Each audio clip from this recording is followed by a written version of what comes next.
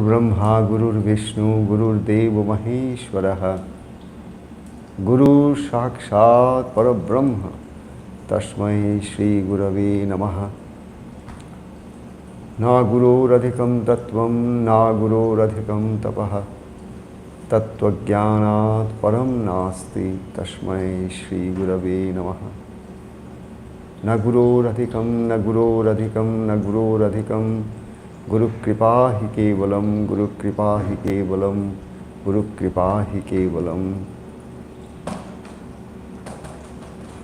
We have been talking about the Yama, that is the first limb of the eightfold path of yoga, as propounded by the great Rishi Patanjali. During the first few days of our discussion, we have touched certain aspects within the frame of our time availability. The first one being ahimsa. We took a few questions and then we tried to see how Yama, which happens to be nothing but the very practice of inner discipline. In one word, I would say that the most important thing in life is what is my inner environment. Because we need to keep in our mind that humans as such are basically continually being influenced by the environment. I don't know how many of you know or not that as the scientists have probed deep into the very structure of the human cells, the biology of cells, in its absolute depth, over a period of last few decades, there has been revolutionary changes. The whole concept of the genetics is changed so much along with the entire concept of the conventional physics with the advent of quantum physics. So also genetics went through so much of new insights and new light and new understanding when epigenetics came into human consciousness as a reality. Those who have researched are researching deeper and deeper into this concept of the cells. They have found one thing, that it is not so much what we have brought along with us hereditarily, which is like we have been told that whatever is genetically coded, the ancestors of ours, whatever we have brought with us, they are all coded in the genes of our cells. And that being the case, they found that the most important thing for any cell and its health and its wellness and the way it really thrives is about the environment, the immediate environment of the cell, just in and around the cellular structure. So it's more like this environment once again is absolutely created by the way we live our life. Each one of us in this world, from the point of our birth, if we look at it, we start to grow. And as we grow, we start to learn many things in our life. And obviously, depending upon our environment in which we find ourselves after our birth, and these environmental factors start to gradually sink into our consciousness through the sponge-like brain of ours in the early childhood. So as the child grows and comes more into the point of adolescence and further, we find this entire growth pattern once again is something to do with the inner environment and the outer environment. And the outer environment is continually influencing the inner environment, and the inner environment continually influences the external environment that we thrive or live in. Basically, we are continually interacting between this external universe of the earth, air, water, ether, fire. All those basic fundamental elements with which this universe is made of, starting from the galaxies and stars to any of our species of life on earth. All of them are made of the same stuff. That being the case, we find that the inner environment is very, very important as to how we are really going to see our life manifest in the external world. And our inner environment is directly related to our thoughts and our beliefs.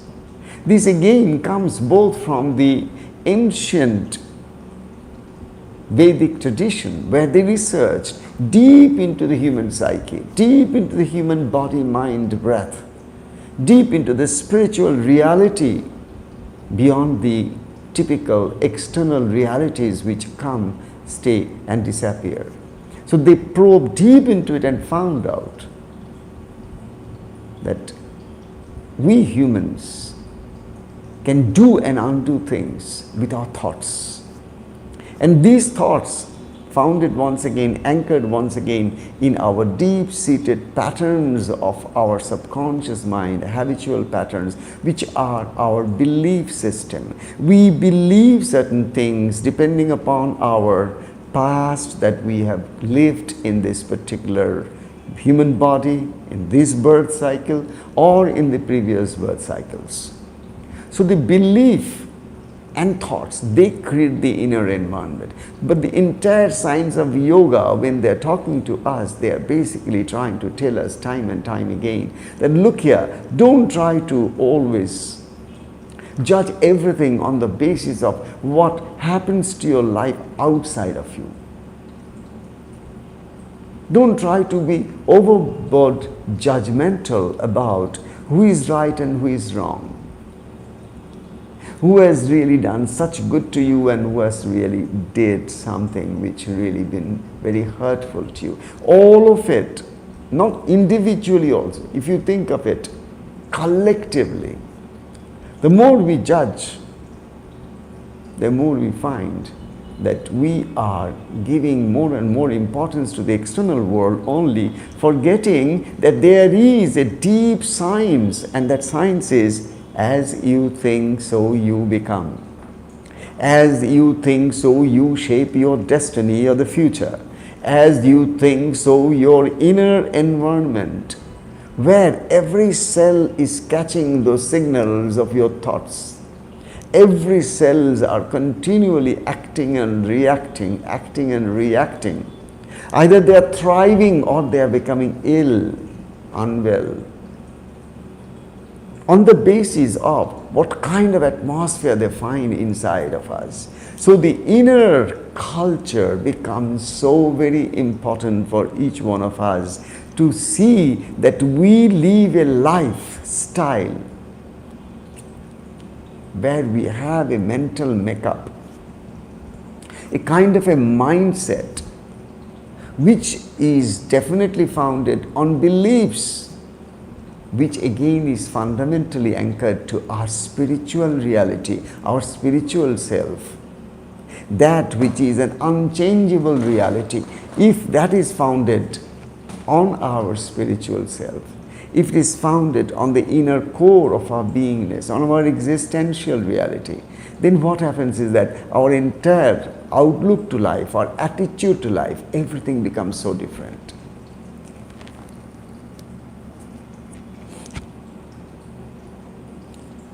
So here it is when Rishi Patanjali is talking about Yama, and then he's talking about Satya or Ahimsa, which is truthfulness, virtue, and the virtue of what you call as Ahimsa, that is non-violence. All of it is nothing but our inner environment being kept within certain limits or balances.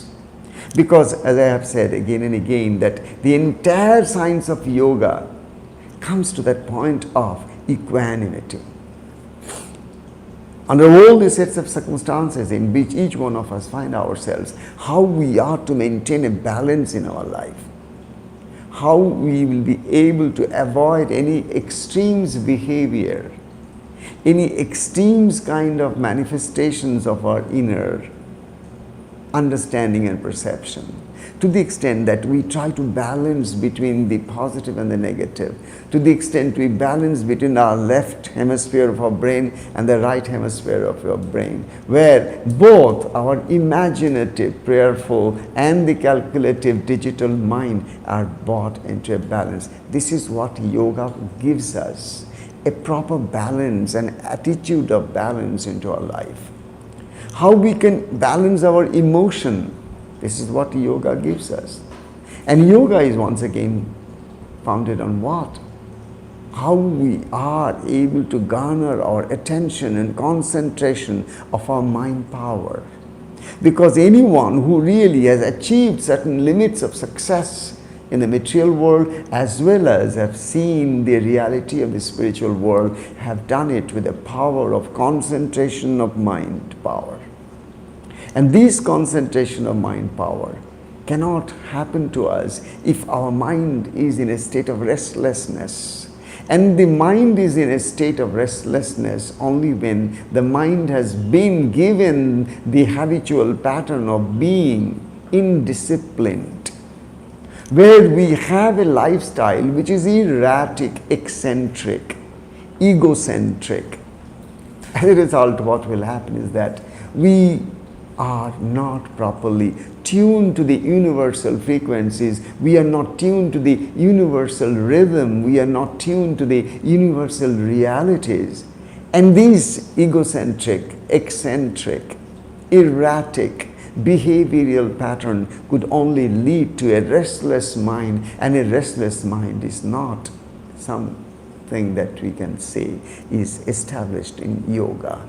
Yoga definitely is that discipline by the practice of which we can gradually develop a mindset, we can gradually develop a particular type of life and living and our attitude, which basically brings us into a state of peace and tranquility, and overall, most importantly, equivision, equanimity, samatha, samadarshana, samyata, samyak. All of this basically connotes one thing: how under extreme situations and circumstances that is outside of us, which is beyond our control, how can we keep the balance of our mind, the attitude of our mind positive? And by positive we mean anything that is connected to our inner spiritual light. When we are thinking a positive thought with, yes, I can do that. Yes, it's going to take me to that higher light. Yes, I feel blessed. Yes, I'm so grateful. Yes, I feel so prayerful. Yes, I'm loved. Yes, I feel compassion. Yes, I feel like I should forgive myself. Yes, I feel I should forgive anyone who has hurt me. Yes, I feel a deep sense of empathy for anyone who is suffering in this world, irrespective of whether I'm connected to that particular person through my blood relations or not. Each of this that I have just kept on adding one over the other basically brings to this understanding that positive life is closest to our spiritual self. everything that is emanating from our inner source of our spiritual self, the spirit soul, that particular environment that is created inside of us, that really can radiate the light of the soul, is a positive mind. And a positive mind is essentially a spiritual mind. And a spiritual mind, again I will say, is truly a friend in our life. A true friend is a mindset which is anchored to our spiritual self. As a result, the mind is always guiding me on the path of truth, non-violence. And today we are going to discuss a bit about Brahmacharya. What is the spirit of Brahmacharya? What exactly is the essence of Brahmacharya? Why it is so fundamentally important for a young boy or a girl who is just growing up to practice Brahmacharya. What exactly was the essence of this practice, which in the Vedic period, if we just examine it, if we see the history of the Vedic times, then we'll find that this eternal wisdom that has been revealed to humans on earth was first revealed to the Aryas, our ancestors in Bharatavarsha.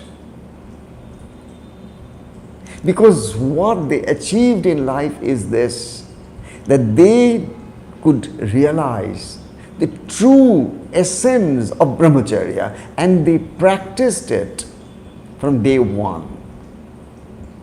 They knew that without the foundation of Brahmacharya practiced in its right spirit, the entire concept of non-violence, truth, asteya, that is non-stealing, aparigraha, that is non-covetousness, all of it will not stand anywhere, because fundamentally the great Rishi's wisdom and their finding and discovery of life is this, that any person, if he or she wants to see the true essence of the life in its spiritual glory, then understanding what exactly is the practice of Brahmacharya becomes essential.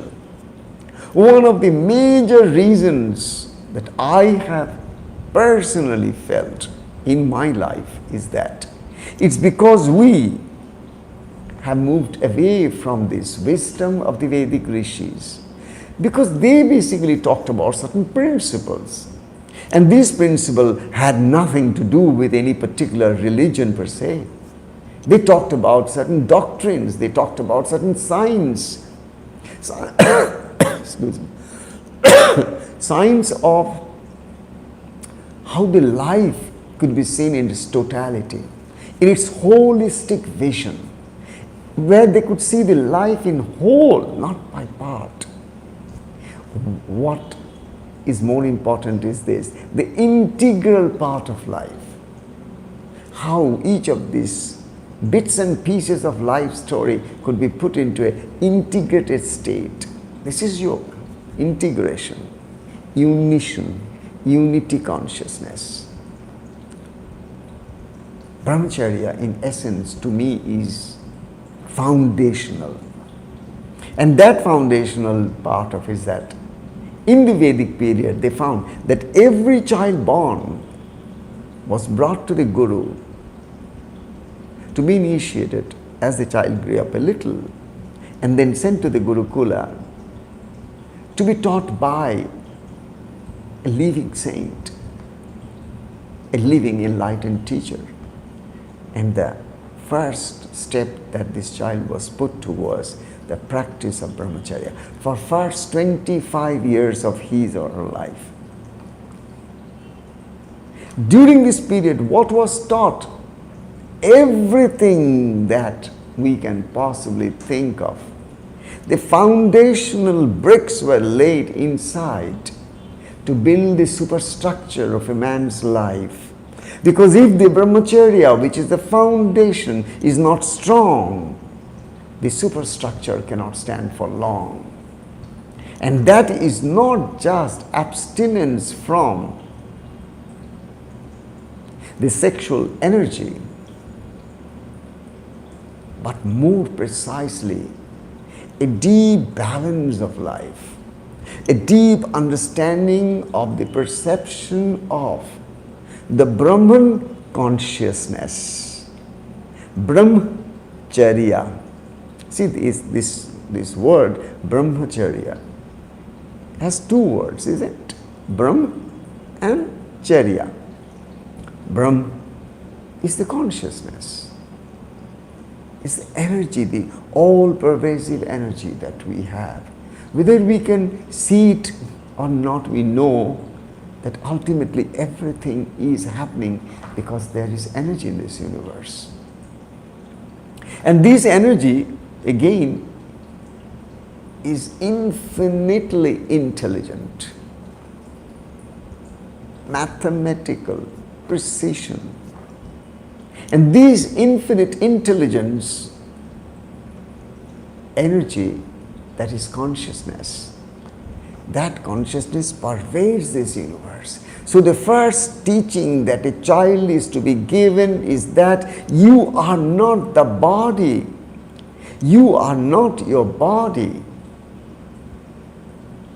You are not just made of the material stuff, of the flesh and the skin and the bones and the blood and the muscles. You are made of what? You are made of the stuff of the soul, the spirit, the consciousness. And this is beyond birth and beyond death. So essentially, the Brahmacharya is not just something to do with what normally everybody has understood, but foundationally, Brahmacharya. That means my consciousness is now geared toward, pointed toward the point of consciousness of the all-pervasive reality. That consciousness which is in me is also the consciousness of the universe. This me as the jiva and the universe as the cosmic consciousness, my individual consciousness merging with the Brahman consciousness is Brahmacharya. That means I am being taught as to how I can bring the consciousness of Brahman, of God, of divine, of mother, of the universe, of my guru, of my Ishtadeva. The perception that this whole universe is pervaded by or enveloped with the divine consciousness. And inside of me, if there is one reality in all the beings on earth, that one reality is divinity. Potentially, you and I, all of us, are potentially divine. So Brahmacharya is basically to have a disciplined life, a kind of a discipline which is based on Sanyama, which is balanced lifestyle, where you are not doing anything in extreme. Let us also always keep in mind that when it comes to eating, we discussed it. When it came to eating, we thought that we can eat only through our mouth. But we understood later that ahara, which means the food that our body needs to survive on earth, food is not just the food that we know as food, and the food is not all that we take through our mouth, through our tongue. We munch and we eat and we digest and we metabolize, and that's our energy, that's how we survive. But beyond that, we came to realize in a spiritual perspective, when we went deep into the food and body, we found the relationship of food and body is not just the material food that we eat, but at the same time, what food we are ingesting through our eyes, what food we are ingesting through our ears, what food you are ingesting through our sense of touch, what food we are ingesting through our tongue, our mouth. All these different senses opened outside is continually interacting with different forms, sounds, tastes, touch, smells. So all of this that is outside of us, we are continually interacting, and either we are attracted to it, attached to it, or we are averse to it and we want to go away from it. So either we wish to have it or we want to reject it, depending upon our mental conditions and depending upon our own likes and dislikes. So it is very simple that we don't eat only with our mouth the food that we think is our food, but our food comes from all over the universe, through our eyes, through our ears, through our nose, through our tongue, through our touch. And don't forget, on each of these indriyas, or each of these senses, there sits a divine potential, a divine divinity, and that is called Deva. So each of our senses are presided over by a Deva. Like our eyes are presided over. In our eyes, who is the presiding deity? It's the sun. Who is the presiding deity of our manas? That is man. That's mind. It is the moon. And like that, each of the senses have their own respective deities, and deities are nothing but our luminous positive energy that is there. Now what happens is this, Brahmacharya then will come to this. I will take this in a very spiritual perspective. I don't know how many of you have heard this part of the explanation of the Brahmacharya before. This is, to me, it's how I look at it. Through every sense perceptors, when I am in contact with the Devas or the luminous light of divine, of truth, of that particular consciousness all around me, each and every sense perceptors, when they bring to me that consciousness of the divinity, then I am in a state of Brahmacharya. So it is not all about indulgence in life, about a particular energetic part of our body and its craving. So it's not about lust, it's not about craving and how one manages it. That's one part of human life. But isn't it true that our mind is continually being influenced by each and every senses of our body, and even any one of the senses could drive us into a trap which could take us away from all peace, happiness, and plunge us into suffering, pain and agony. Brahmacharya brings us into the understanding that we have a lifestyle. We create our own discipline in life in such a manner. Charya, from the time we are awake in the morning, what charya, what discipline are we following in order to make sure every breath of ours is consciously taken? Every movement of ours is mindfully done. How our thinking, doing, walking, every bits and pieces of our day-to-day life, how they can be brought more and more into Brahman consciousness. If I can be more and more mindful about different aspects of my life, automatically, I can definitely put it this way, automatically, the more mindful I become about all the different aspects of my daily chores of life,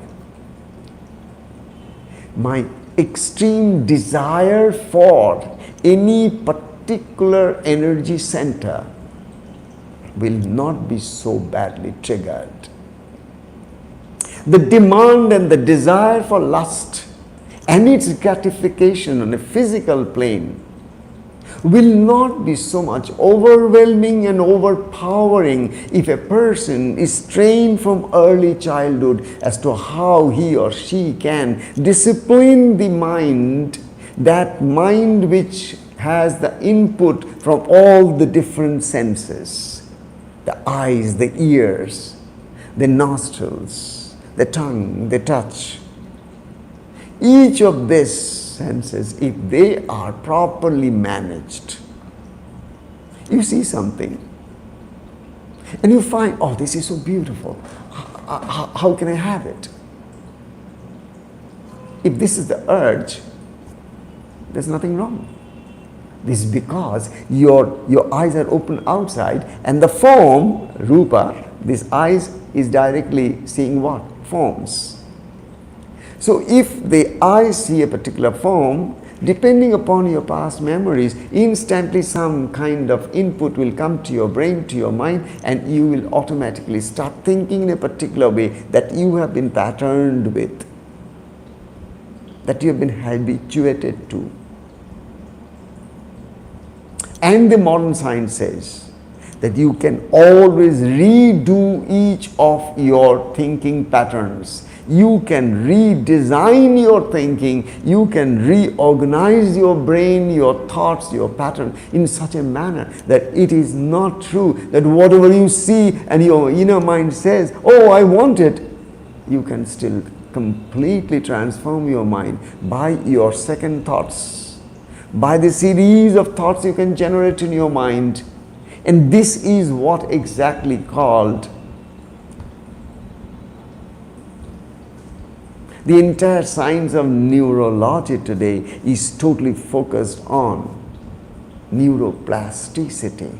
That means all of us can practice Brahmacharya at any stage of our life in such a manner that all our sense perceptors can be kept in balance, so that no sense perceptors, as I said, I want this, I want that. I want to hear this, I want to hear that. I don't want to hear that, I want to hear it. So whatever I say yes or whatever I say to each of my senses decides what's going to be the inner environment of my body, which I started talking to you, that my life depends upon what is my inner environment. And my inner environment is my mind. My inner environment is my feelings. My inner environment is my thoughts. My inner environment is my beliefs. The rishis, the great seers and sages of our Sanatana Dharma, they understood that if we don't have a dharmic lifestyle, life that is founded on the principles of dharma. What is dharma? A disciplined lifestyle, not an indisciplined, erratic lifestyle, not a lifestyle where you can do and indulge in anything and everything in extremes, and then one day find out, oh my goodness, why did I do all of this? And look at the things that I am having today. And this is unmanageable situation. It's gone beyond your hands. Absolutely. If anyone leads a life of indiscipline, he or she will land up into a mess. This is absolutely understandable. As you sow, so you reap.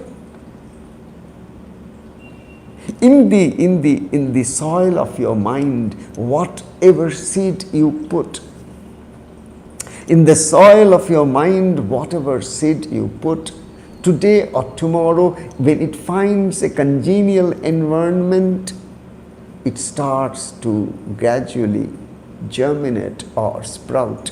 And depending upon the external situations and circumstances, your inner tendencies start to manifest as gross materialistic expressions. So I hope by now you are understanding what I am trying to basically come to when it is the essence of Brahmacharya to me is how I can practice a life where I am moment to moment conscious about a dire need of my inner being to be mindful, to be heartful, to be grateful, to be prayerful, to be conscious, to be awake. To what? So that I can be alive to the moment. Brahmacharya thus would train our brain, train our mind into a particular state of perception, understanding and living of life where we don't make such silly mistakes by which tomorrow we start to regret. The more disciplined and constrained a life is, more contentment is attained to, obviously.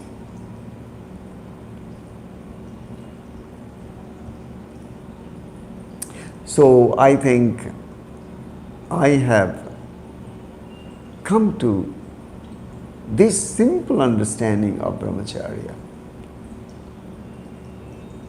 that do not do anything in extreme, do not start indulging as a part and pattern of human life.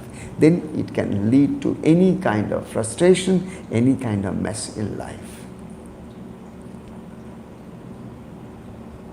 Everything that God has given us, He has given each one of these things so that we can gradually take each one of this and put to proper balanced use. When I eat, if I eat well, if I eat balanced diet, if I eat nutritional food, and enough, not too much, not too less, if I don't indulge on anything that comes on my hands to eat, but I at least stop to think. If I'm mindful, then my choice of foods will be always on the basis of what my body and the inner environment and the health and happiness and sattvic state of my body demands. Only I will go for it. That is Brahmacharya. Because we need to come to this point that Brahmacharya, that means I am trying to basically gradually train my mind to understand one thing, that ultimately the life's only aim is to be established in Brahman consciousness. If you ask an enlightened master, what's the purpose of human birth? What is the purpose of human life? He would not only say, you see his or her life. That life itself will tell you that he or she has attained Brahman consciousness. And that's the reason he or she is a Brahmachari.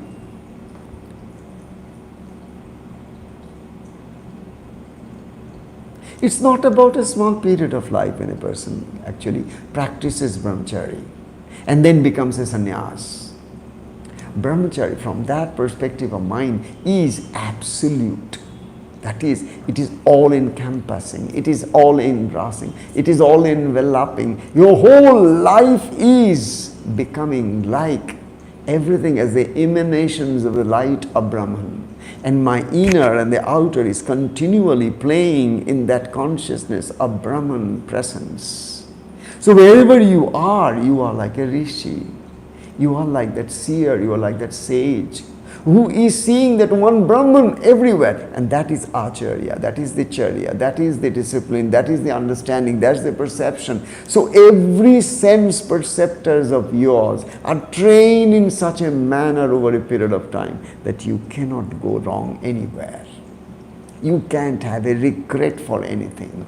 Moment to moment your decisions are founded or based on principles of equanimity, principles of truth, non-violence and Brahmacharya, anastaya and aparigraha.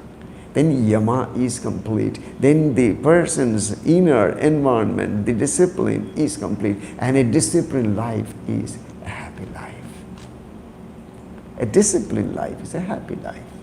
You eat on time, you sleep on time, you do things mindfully,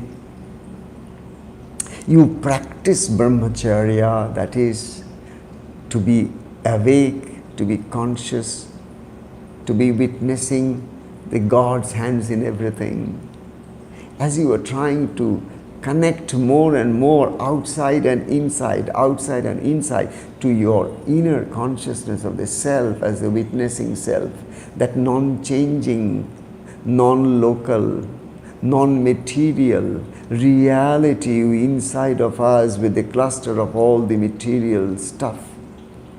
That is Brahman. And each one of us are eternally established in Brahman consciousness, but we have forgotten it.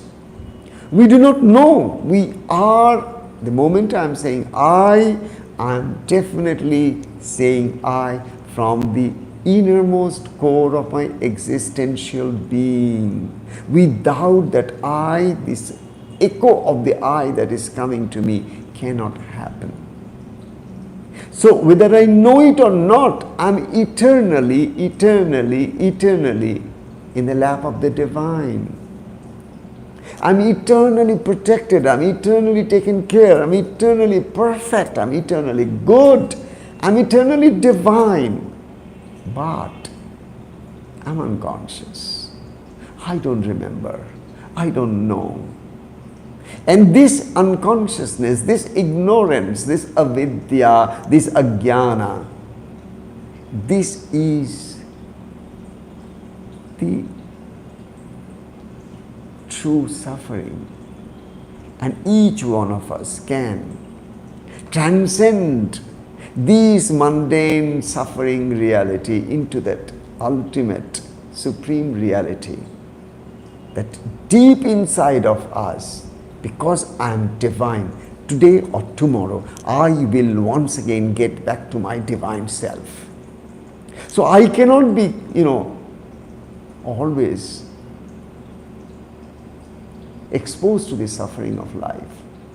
A day will come when I'll wake up to my inner truth, my inner reality of the Brahman consciousness, and then gradually move my mind towards it and live a life of that truth, that reality. So today, with these words, we just do a bhajan. But the essence, before I go into the bhajan, is this. A truly balanced life is Yama. A truly balanced life is Ahimsa. A truly balanced life is Satya. A truly balanced life is Brahmacharya. In all of these different practices of Yama is only for one purpose, and that is to change our inner. To change our inner, though the world is always busy trying to change the outer. And they can never do it. And that's the reason they never find that ultimate happiness, ever. It's only by changing the inner that the outer is changed. It is not by changing the outer that everything is changed. It's only by changing the inner that outer is changed. It's only when I awaken to my inner reality that outer reality also merge into my inner reality. The inner is the essence. The inner is the ground of ultimate reality, and that is the existential ground of reality. The deep inside, there is an I amness. That's an existential reality.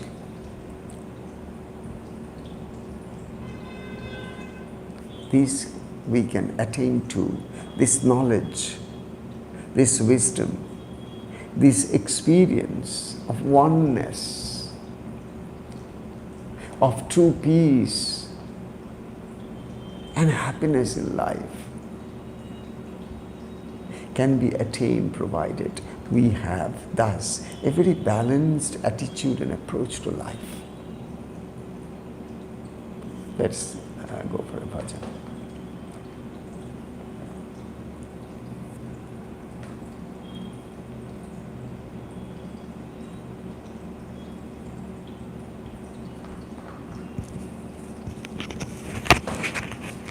কি গান ধর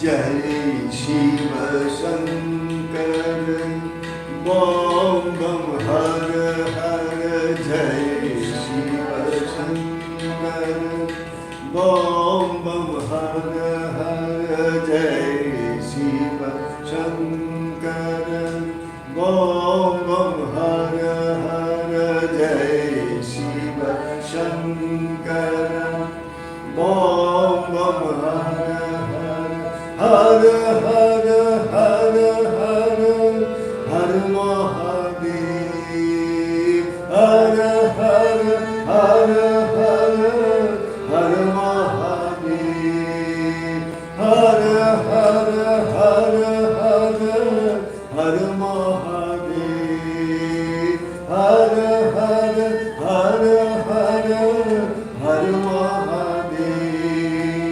जय शिव शंकर बम बम हर हर जय शिव शंकर बम बम हर हर हर हर हर हर हर महादेव हर हर हर हर हर महादेव लो हर shocker हर महादेव लो हर shocker हर महादेव लो हर shocker हर महादेव लो हर shocker हर महादेव लो हर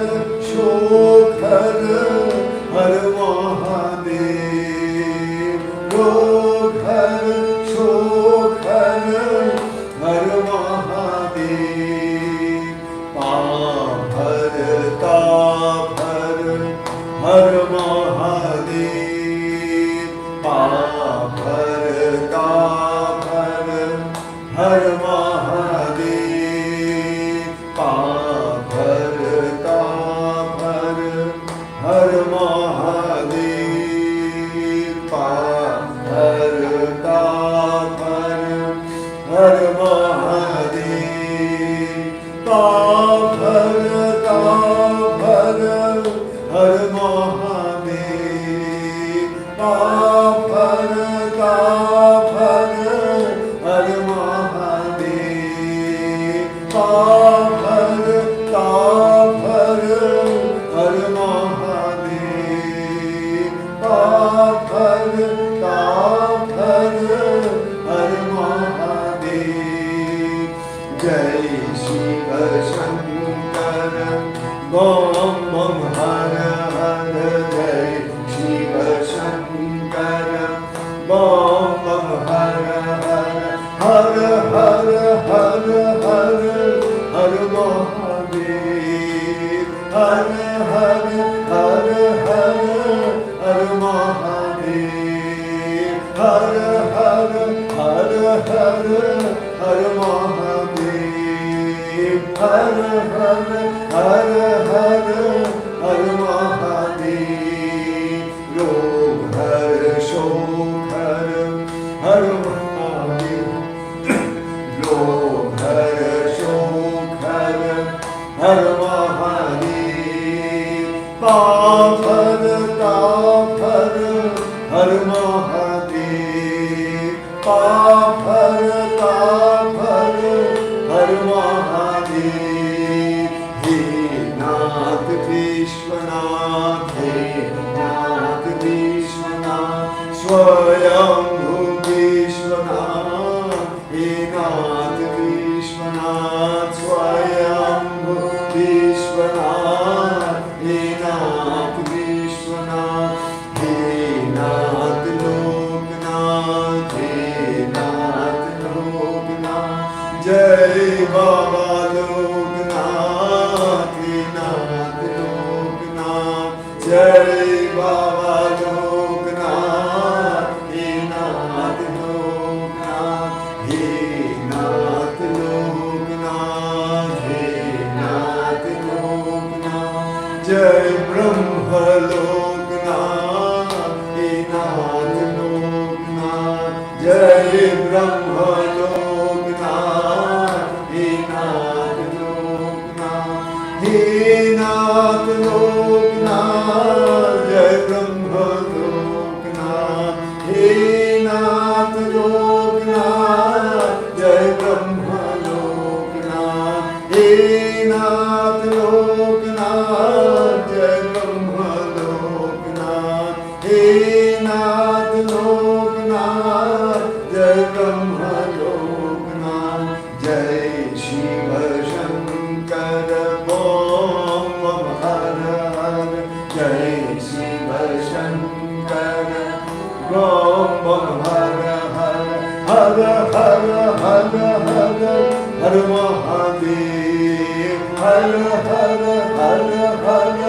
हर महादेव बम बम बम हर हर हर महादेव बम बम बम हर हर हर महादेव जय शिव शंकर भोले महेश्वर जय शिव शंकर भोले महेश्वर जय शिव शंकर काशी विश्वेश्वर जय शिव शंकर